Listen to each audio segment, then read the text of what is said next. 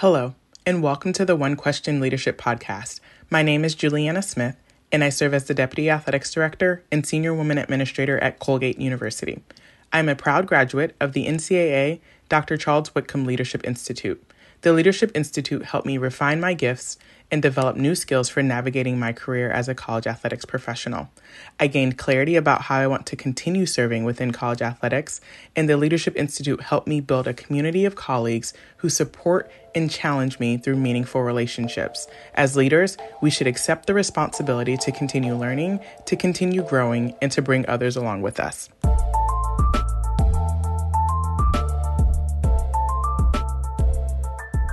Greetings, this is Ty Brown, and welcome to the One Question Leadership Podcast, where we highlight executive and organizational leadership. Be sure to follow us on Twitter and Instagram at 1Q Leadership. Also, be sure to like, subscribe, and review 1Q wherever you listen to podcasts. Our guest today is Marcus Sedberry. Marcus is the Senior Associate Athletics Director at Baylor University. Greetings, Marcus. Thanks for joining us. So happy to be here. Thanks for having me. Marcus, you're also the sports administrator for football and track, and you also serve on the executive team there, and you contribute to the strategic vision of the department.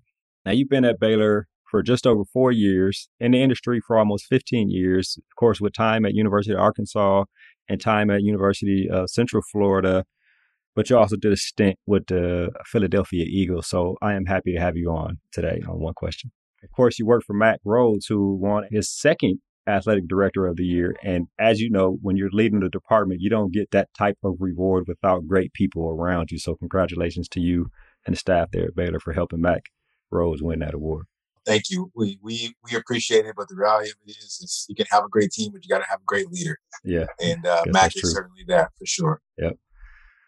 So now you've been at Baylor for just over 4 years. You've been in the college athletics industry for almost 15 years with time at University of Arkansas and also time at Central Florida. You also spent time on the campus side there at Central Florida. So you have a wealth of experience in terms of dealing with people, different organizational structures, dealing with students and student athletes, and really just the campus environment as a whole, which makes for a great career when you talk about working in college athletics. I wanted to ask you a couple of questions here. And of course, you've listened to the One Question Leadership Podcast, and you know that I'd like to focus on leadership and the nature, I guess, of the audience or the people I interview. I like to talk about leadership in college athletics. So one thing specific about leadership is one of the best ways to exhibit that you have good leadership skills and in leadership within an organization is to effectively kind of carry out projects that help the organization execute its purpose by successfully reaching the goals that the organization has set for itself.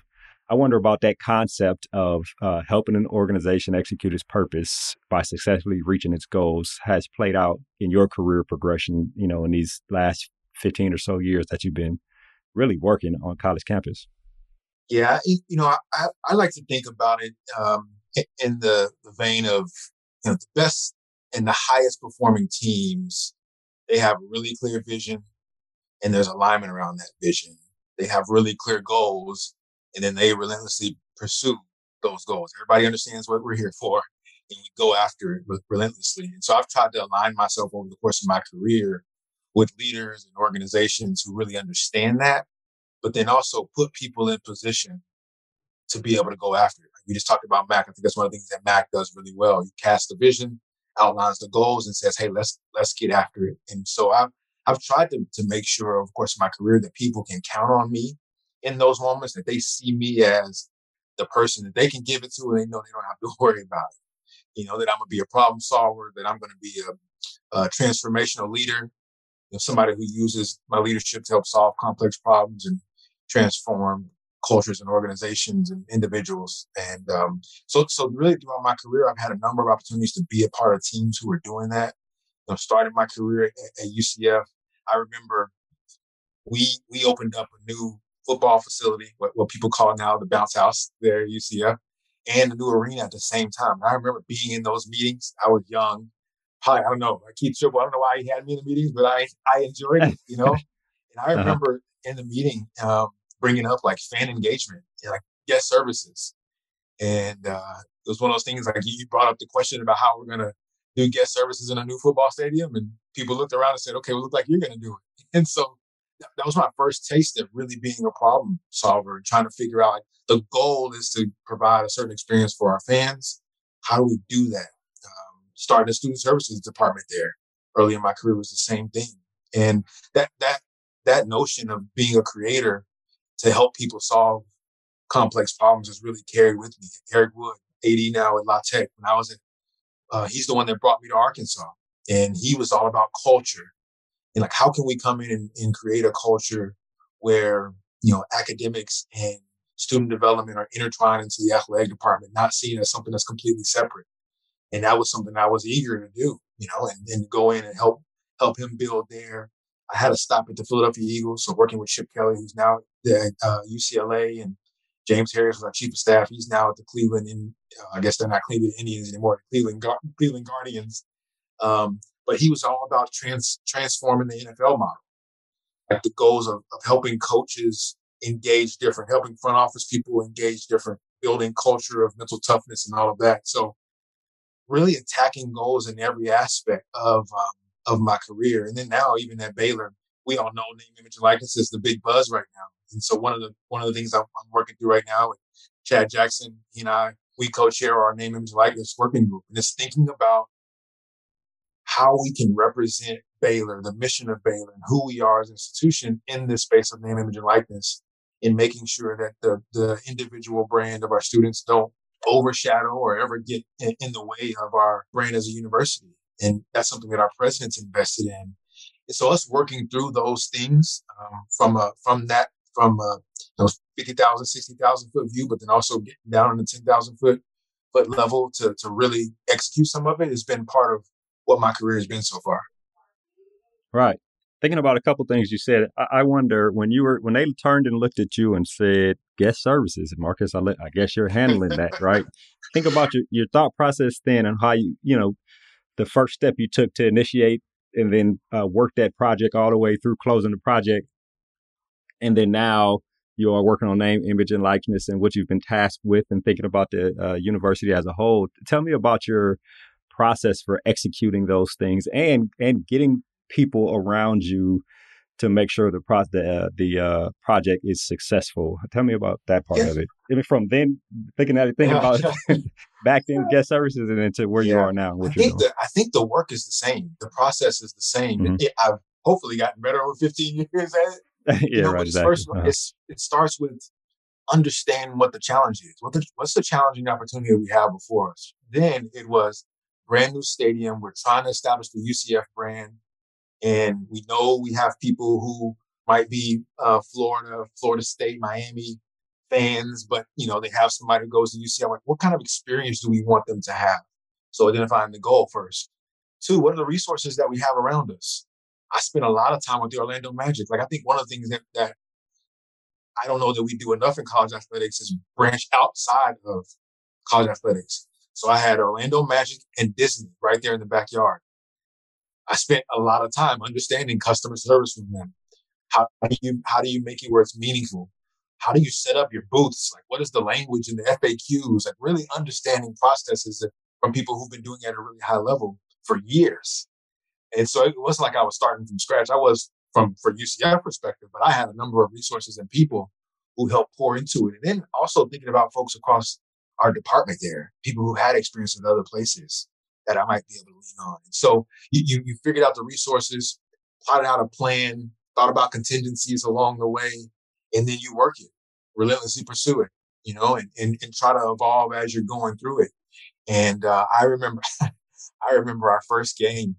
Hopefully this doesn't get us too sidetracked. We opened up the stadium and we realized that we didn't include water fountains in the stadium build. And we were playing Texas at home. The place was packed out. It was over 100 degrees and people, we bought up all the water. And so you're the guest services guy and you have a team of people that are getting all these questions about like, what do we do for water? And I think what it really is, that experience there has really helped me over the course of my career, always think about the unthinkable. Like, what could possibly happen that we are not thinking about, that we think we have a really good plan for? And let's try to make sure that we've covered plan A, B, and C related to those to make sure we can execute at a high level. Right, right. And adjust And accordingly if we got to go to and then we plan got B that we that's necessarily. right. Yeah. Right? And that's Exactly. that we've Yeah. seen that right now with NIL. We have a really good plan. We know, you won't see Baylor put a lot of stuff out in public. That's just not how we operate. But we feel like we've been doing NIL to a certain degree in, among what's permissible for a while in terms of our partnership with influencer, our Baylor Built programming, in terms of our education, it's compliance setting our systems. Like we've been doing that. Well, now deals are popping up and we're like, hold on, we didn't think about that. And so I think that's where you go back to your process to say, well, I know we didn't think about that specific thing, but is there something else that's similar that we can use as a framework, adjust, and then still be able to attack this challenge or this opportunity with the same level of passion in order to get the same type of results? Tell me again your charge and you and Chad working on NIL. You said something about not outshining Baylor. I interpreted that wrong. Tell me again what the statement was So there. the idea is that just make it real for us. We won the national championship this year, or this past year in basketball, and we have some people who are going to get drafted in the NBA. And one thing we preach here at Baylor is we is greater than me. Like and we're never going to allow an individual person to overshadow who we are as Baylor. We think that Baylor, the brand of Baylor, who we are, and who we aspire to be in the college athletic space and in higher ed in general, is a really unique brand. We feel like there's really no other place like Baylor, and so let's not allow one person to supersede that. Because what happens is what happens if they decide to make a poor decision, right? We've lifted them up in such a way that they're greater than the Baylor brand, or what if something turns turns sour, or that people start to think that once this person is gone, Baylor no longer is going to be an elite basketball program or football or baseball or whatever. Like that's not who we are. We are a place that says we all together are much stronger than we are individually, and we're going to lean on each other to do great things. And we've really seen that play out. I think we've had think about the number of top 10 teams we had in the 2020-2021 school year. Like every one of our teams has said, we don't need the biggest budget. We don't need to have the best facilities. What we need is each other. What we need is our belief in our mission, preparing champions for life, and our university mission. And let's go after that against anybody who lines up with us. And we feel like we're going to be in a good spot. Yeah, there's an aspect of what you're saying that is inherent to the culture of the organization being Baylor institution, however you want to term it, that when people leave or when people go out and shine, they actually want to shine a light on Baylor too because of the experience they had there. And of course, you guys have a big impact and input on the experience. And you hear AD say it all the time, student athlete experience, or even just on campus, the student experience. I think that's important what you guys are doing, and also to understand that part of that is the culture that's created as the students come up through the university. Yeah. I was going to say we believe, just like everybody else, success is important. Absolutely, we'll never shy away from that. We want to win, and we want to win a lot. But we realize that when we win, we get a platform. What are you doing when you get the platform? Are you pointing to me, or are you pointing to we? And we were trying to establish a culture where people are pointing to we, and we feel like our world could use a little more of that. And we want to do our part. Yeah. The entire earth, right? I don't know what goes on in the universe, but the entire earth could use a lot more of that, actually. Absolutely. Thinking about executive leadership or leadership in general, right? And when you're leading and managing projects, or when you're leading and managing departments, leading and managing people, you want to make sure that you have the right people so that you can be successful in whatever it is you're working on, and they can be successful in whatever it is that they are charged to work on. And throughout your career, I know you've had to hire people for your teams, and I wonder about your hiring philosophy, the evolution of your hiring philosophy from the first time you had to say, okay, I'm going to bring in this graduate assistant, to I think you had to hear now, or recently you got to hire somebody there on your staff. So talk about the evolution of your hiring philosophy and what goes into your research on people, just all that kind of thing. Yeah, it is. It has certainly been an evolution. Right. That's for sure. I remember hiring my first GA, and I think at the time, I had heard about values and all that, and I've always kind of been into that kind of stuff, into leadership and organizational culture, behavior, all that stuff.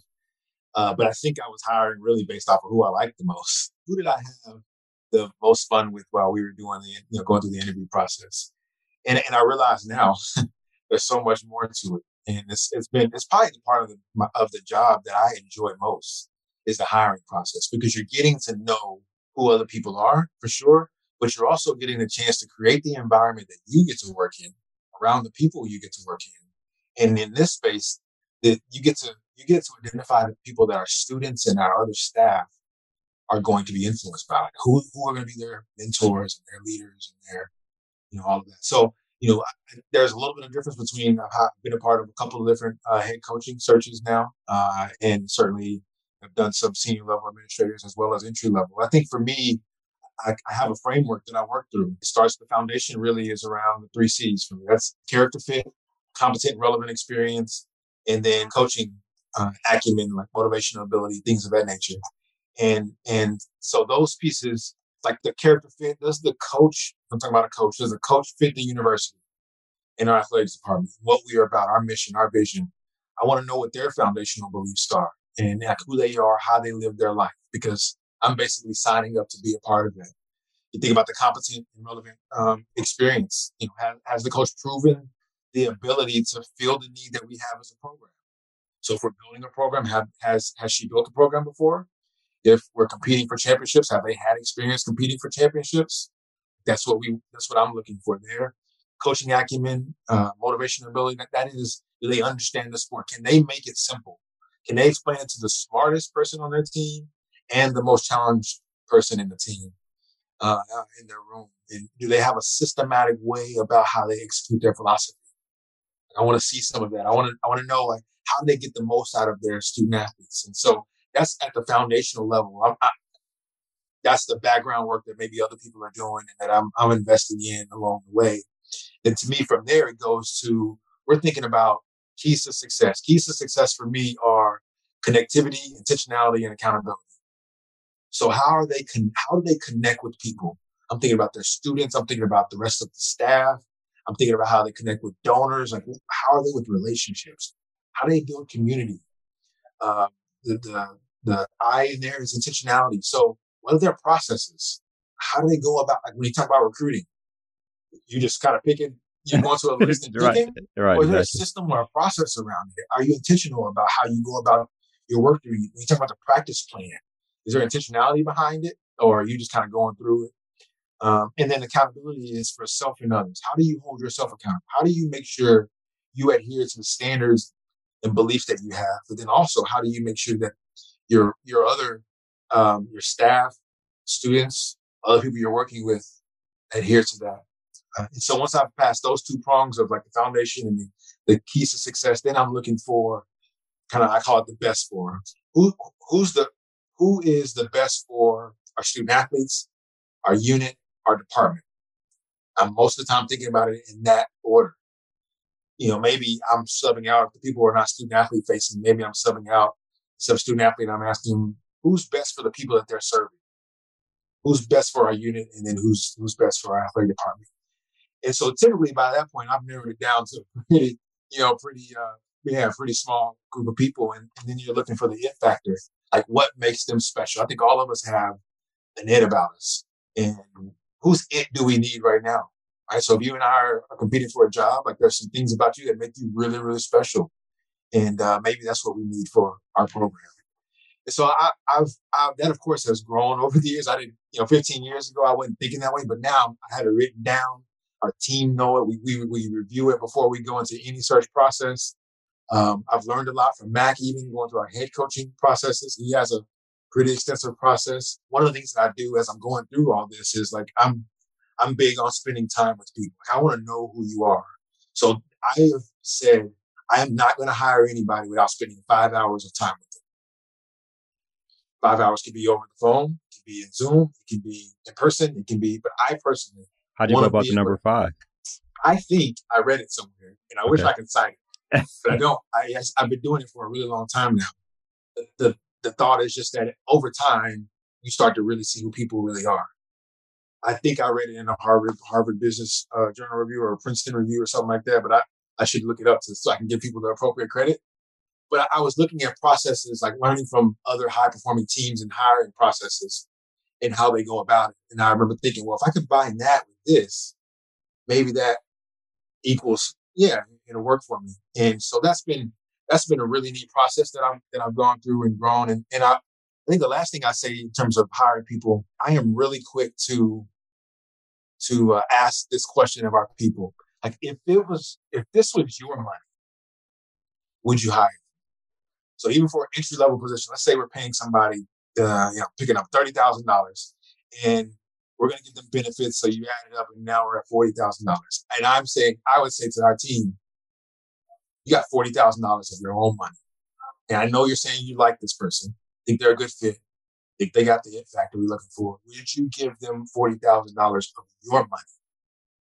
And if the question is, I don't know, and that means the answer is, I don't know, then we need to spend some more time getting to know them. Have you gotten I don't knows before? Yeah, I have. Absolutely. Oh, wow. Yeah, wow. I have. That I like them a lot. I think they'd be good. And I like this answer. But then when you say, hey, if this was your money, how would you be willing to invest? You're not going to go spend $40,000 on a car without doing all your research. So why would you hire somebody, spend 40 to 60 hours a week with them and not feel really good about your investment in somebody?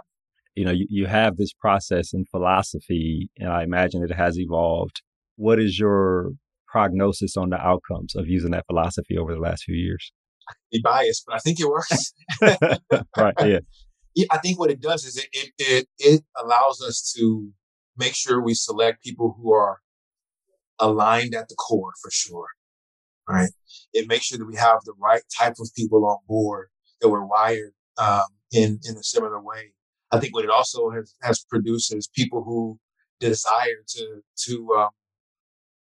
make our culture even better. Like, if you spent that amount of time with people, from a GA to a senior level administrator, they get pretty invested pretty quick. If you're going to spend that kind of time with them, you're going to ask those types of questions. If you're going to do that type of research, you don't miss very often. But what I think it also has found is that for me personally, I take pride in helping other people get opportunities. I want you here and working for us. But I think if you go through that process and you find the right person, then now you're trying to have to figure out how to retain them, because they're, somebody else is probably coming after them too, because they realize they're one of the best. And that's probably been the hardest challenge, is how do I can find the good people and get them on board, but making sure that I can hold on to them as long as possible. Thinking about that, what you just said, you might, if that happens a lot, you might have to change your perspective and take the Joe Castiglione perspective. And it's just like, you know what?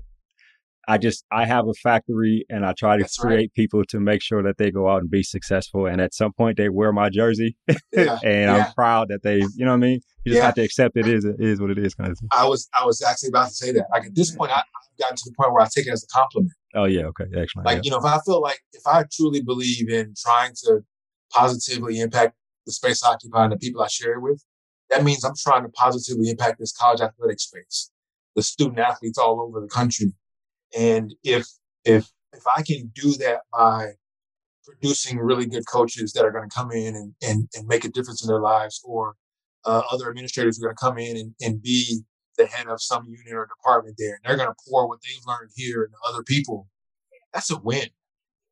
I'll take that. I'd love for somebody someday to be able to say, like, hey, I was a part of the Marcus tree, and because you know what I mean, I take pride in that, and that's really helped change my perspective. Like, I don't mind it, and it's all day. It's been good so far. Yeah, that's excellent. I call it.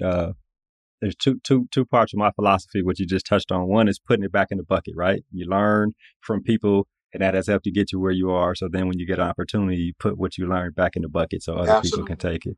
And the other one is you earn jerseys and you endow jerseys, right?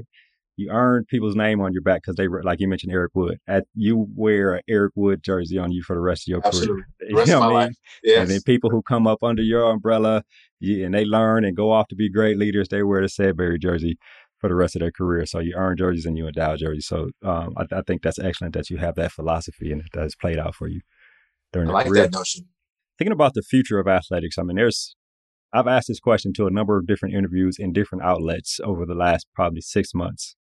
I mean, people, conference commissioners are leaving, people are retiring, and everybody that's leaving is not retiring, right? They're getting out of college athletics, right? Yeah, And absolutely. there's a number of reasons for people to do that. People have their own reasons, but I wonder about your ideas as you've come up in the industry in different parts and worked with different aspects of an athletics department at different universities about, for lack of a better word, strengthening the operational ties between departments within the athletics department. And even additionally, what you're doing now in working with campus, with NIL and Chad Jackson, like strengthening the tie so that college athletics, like departments, aren't so siloed and that silos are working with each other. So everybody benefits as the tide rises, as opposed to what we see sometimes. Some people are stuck in what they do and don't really know what's going on in another part of an organization.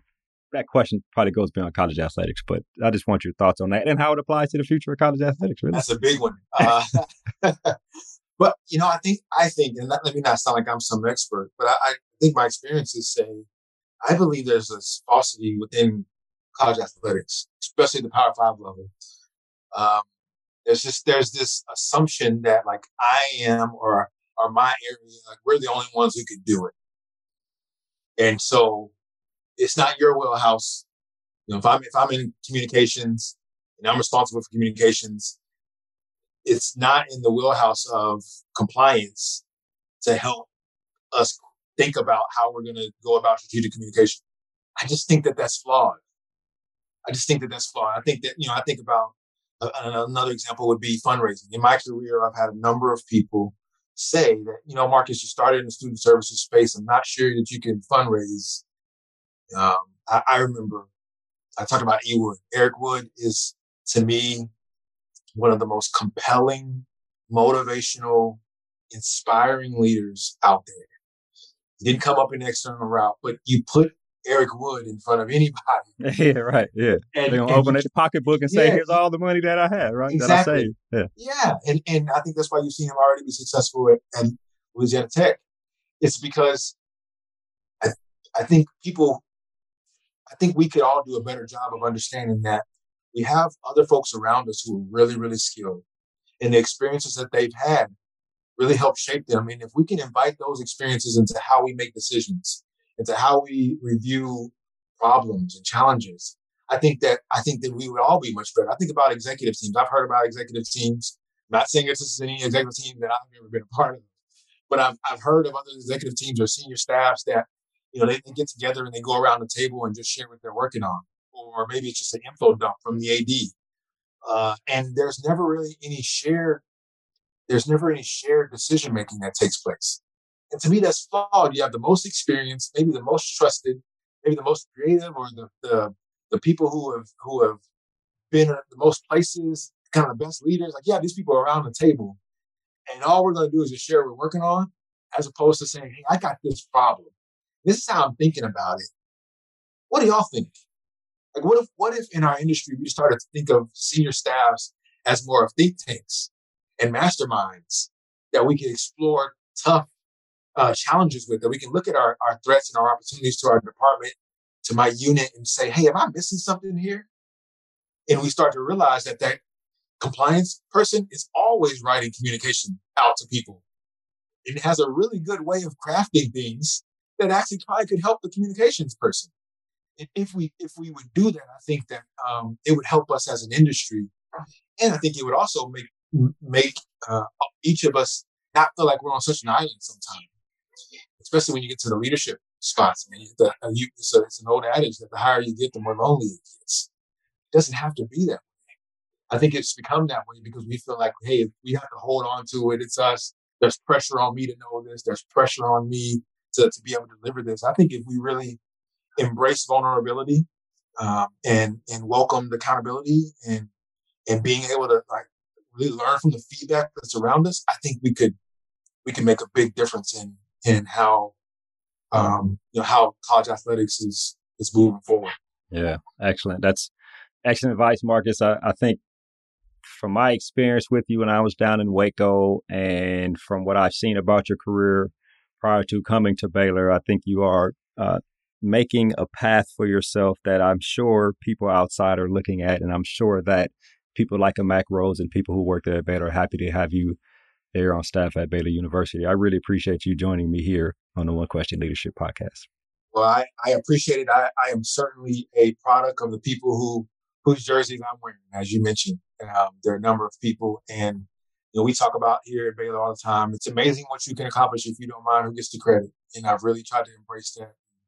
I'm thankful for the people who poured into me, and I'm certainly thankful for you and giving me this opportunity to be here and share in this podcast that I enjoy so much as a listener. That was Marcus Sedberry. He is a Senior Associate Athletics Director at Baylor University. And of course, this is Ty Brown with One Question. And keep in mind, the role of a leader is to create and maintain an environment that people want to be a part of. And as always, be better tomorrow than you are today.